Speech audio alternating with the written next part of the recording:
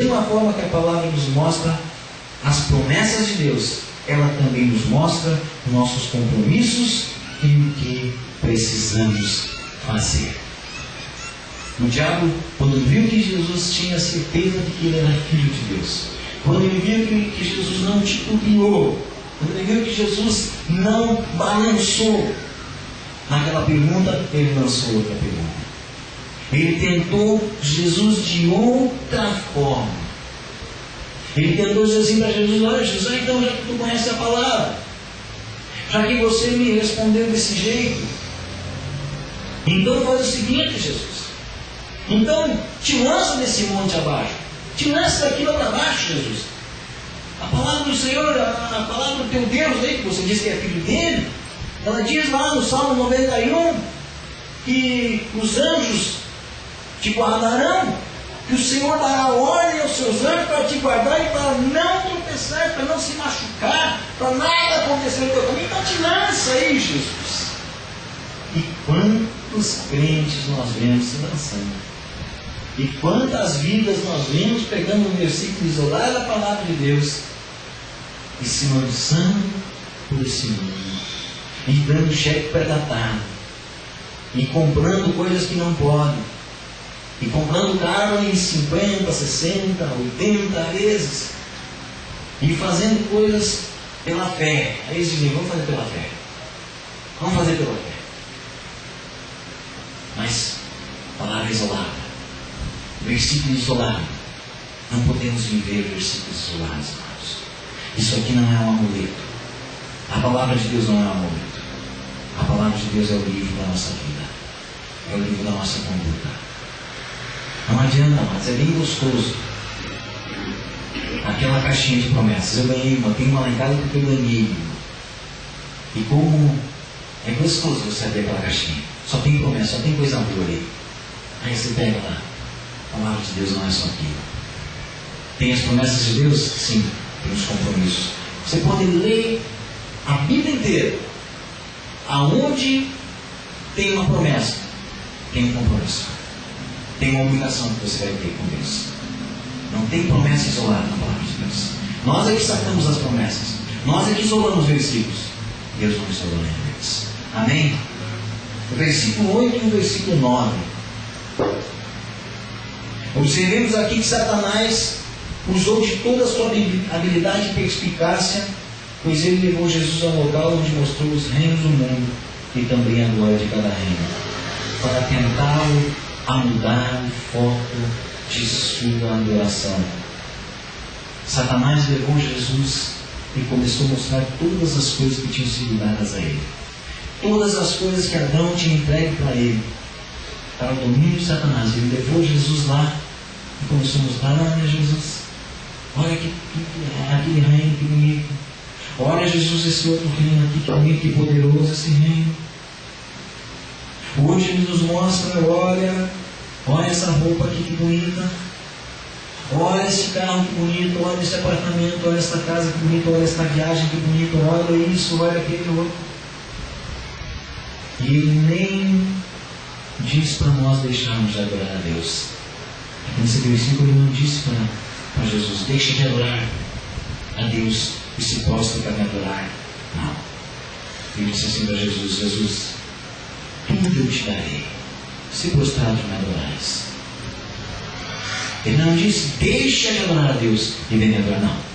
Ele simplesmente se colocou ao lado. Ele disse assim: me adora. Por quê? Porque ele sabia que quando o foco de Jesus, se ele conseguisse tirar o foco de Jesus, de Deus, ele conseguiria derrotar Jesus. O diabo não precisa tirar-nos de dentro da igreja.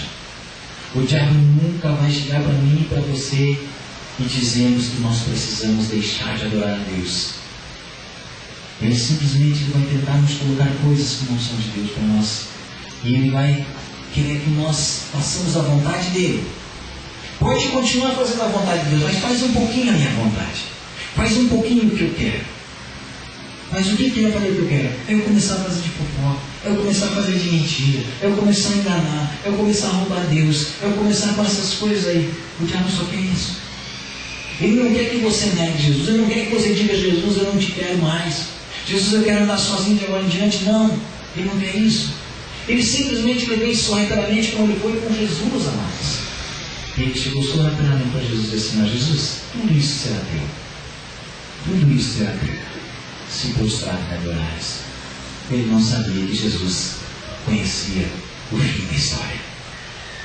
Ele não sabia que Jesus conhecia o fim da história, e graças a Deus, eu e você conhecemos o fim dessa história. Eu e você conhecemos o fim dessa história. Diga: eu conheço o fim dessa história. Eu conheço o fim dessa história. Você sabe o fim dessa história, mano. Jesus sabia o fim dessa história. O diabo sabia o fim dessa história. Por isso é que ele foi tentar Jesus. Diferente de Jó. Jó não sabia o fim da história. Jó sofreu calado. Jó sofreu calado e não sabia o fim da história. Nós sabemos que lá no fim, no capítulo 42 de Jó, Deus ia restituir tudo para ele em dobro. Deus ia dar tudo em dobro para ele. Mas Jó não sabia. Eu quero dizer para você, Deus vai restituir a tua história. E Deus vai te dar tudo em dobro. Isso é palavra profética, isso é de Deus para a tua vida agora. Você não sabe como essas coisas vão acontecer, mas vão acontecer na tua vida. Por quê? Porque você conhece o fim da história. Você conhece o fim da história, amadas, como Jesus conhecia. E uma coisa que me chamou tremendamente a atenção aqui, nesse texto, amadas, é o versículo 10.